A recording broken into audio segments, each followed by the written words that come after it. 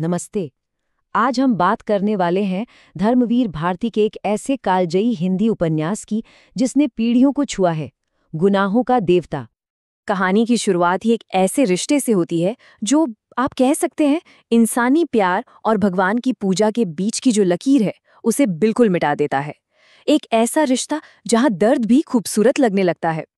तो चलिए मिलते हैं कहानी के दो सबसे अहम किरदारों से, चंदर और सुधा। इनका जो रिश्ता है, जो पवित्र प्रेम है, वो ही असल में एक बहुत बड़ी आने वाली त्रासदी की वजह बनता है। तो चंदर एक बहुत ही होनहार और आदर्शवादी रिसर्चर है और सुधा वो उसी के प्रोफेसर की बेटी है, बिल्कुल जिंदा दिल। इन दोनों के बीच ना एक बहुत ही गहरा इंटेलेक्चुअल और इमोशनल कनेक्शन था। मतलब एक ऐसा अटूट रिश्ता जिसे शायद शब्दों में बांधना भी मुश्किल है।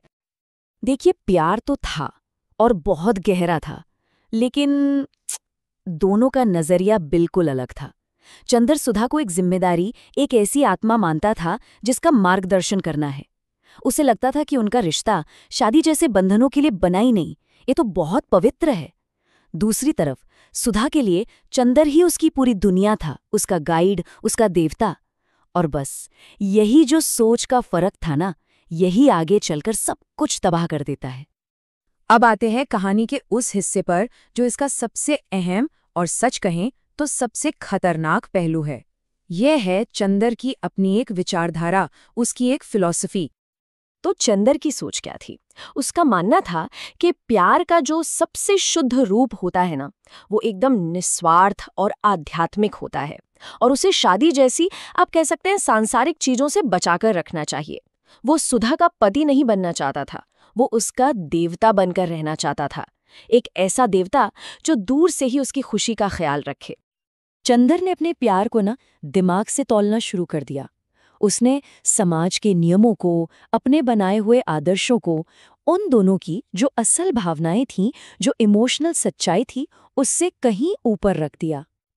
लेकिन सवाल तो यही उठता है ना कि क्या कोई इंसान दिल के मामलों में सच में भगवान बन सकता है? और यही सवाल, यही कश्मकश इस पूरे उपन्यास की जान है।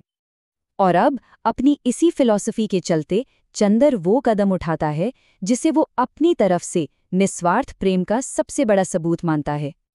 सोचिए जरा, अपने इसी आदर्शवाद में डूबकर वो क्या करता है। पहले तो वो सुधा के पिता को जाकर ये यकीन दिलाता है कि अब सुधा की शादी कर देनी चाहिए। फिर वो खुद उसके लिए एक अच्छा लड़का ढूंढता है, उसे पसंद करता है। इतना ही नहीं, वो पूरी शादी की जिम्मेदारी अपने सिर पर ले लेता है, एक एक चीज खुद देखता है। और आखिर में वो अपनी ही सुधा को, जो उस पर आंख बंद करके भरोसा करती है, किसी और से शादी करते हुए अपनी आंखों से देखता है। वो इसे त्याग समझ रहा था, पर असल में ये वो फैसला था जो उन दोनों की जिंदगी तबाह करने वाला था। तो क्या इस महान बलिदान से किसी को खुशी मिली? बिल्कुल नहीं, बल्कि इसने तो उनकी पूरी दुनिया ही उलट-पुलट कर दी और दुखों का एक ऐसा सैलाब आया जिसने सब कुछ बहा दिया। और इस फैसले का जो असर हुआ वो बहुत भयानक था। शादी के फौरन बाद ही सुधा की तबीयत बिगड़ने लगती है। वो अपने नए घर में अकेली पड़ जाती है, बीमार रहने लगती है, जीने की इच्छा ही जैसे खत्म हो जाती है। उधर 6 महीने के अंदर ही चंदर भी गिल्ट और अकेलेपन के एक ऐसे भंवर में फंस जाता है जहां से निकलना नामुमकिन लगता है। और साल भर के अंदर तो दोनों की जिंदगियां पूरी तरह से टूटकर बिखर जाती हैं। सुधा के बिना चंदर की दुनिया एकदम खाली हो जाती है। वो इस खालीपन को भरने के लिए, या शायद अपने दर्द से भागने के लिए, दूसरे रिश्तों में सुकून ढूंढता है। पम्मी के साथ एक शारीरिक रिश्ते में वो एक साथी पापी बनता है। बिंती, जिसे किन्वंती भी कहा गया, उसकी मासूमियत में वो एक रक्षक बनने की कोशिश करता है। पर बात ये थी कि सुधा के लिए वो देवता था, लेकिन इन रिश्तों में वो या तो एक गुनाहगार था या एक कन्फ्यूज्ड प्रोटेक्टर। उसे वो रूहानी जुड़ाव कहीं नहीं मिलता, और नतीजा, हर रिश्ते का अंत होता है सिर्फ नाउमीदी और टूटे दिल के साथ।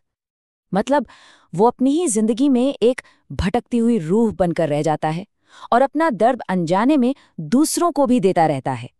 विडंबना देखिए, जिस आदमी ने पवित्रता के एक आदर्श के लिए सब कुछ किया, वही अब उन रास्तों पर चल पड़ता है जिन्हें वो खुद गुनाह मानता था। और फिर आता है कहानी का वो मोड़ जब चंदर को आखिरकार अपने किए की भयानक सच्चाई का सामना करना पड़ता है।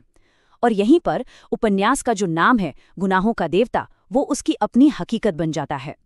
सुधा अपने आखिरी खत में उसे कोई दोष नहीं देती। वो बस अपने उस अटूट, उस शाश्वत प्रेम की बात करती है कि मेरी आत्मा सिर्फ तुम्हारे लिए बनी थी। और उसकी ये शब्द इस कहानी के दर्द को और भी गहरा कर देते हैं। और यहीं चंदर को ये एहसास होता है कि जिसे वो आदर्शवाद समझ रहा था, वो असल में उसका घमंड था। एक ऐसा घमंड जिसके चलते उसने उसी आत्मा की बलि चढ़ा दी जिसकी रक्षा की उसने कसम खाई थी। उसे समझ आता है कि भगवान बनने की उसकी कोशिश असल में एक इंसान के तौर पर उसकी सबसे बड़ी हार थी। तो गुनाहों का देवता का मतलब क्या है? इसका मतलब है एक ऐसा इंसान जो अपनी प्रेमिका के लिए अच्छाई का देवता बनना चाहता था, लेकिन अपने ही कर्मों से उसके और खुद के विनाश का यानी गुनाहों का देवता बन गया। ये टाइटल ही इस कहानी का सबसे दर्दनाक सच है। और यहीं पर ये उपन्यास एक बहुत बड़ा सवाल छोड़ जाता है। क्या प्यार को जमीन से उठाकर आसमान में बिठाने की कोशिश में चंदर ने धरती पर ही एक नर्क बना दिया? यही वो विरोधाभास है जो हमें सोचने पर मजबूर करता है कि आदर्शवाद और अहंकार के बीच आखिर कितनी महीन सी लकीर होती है।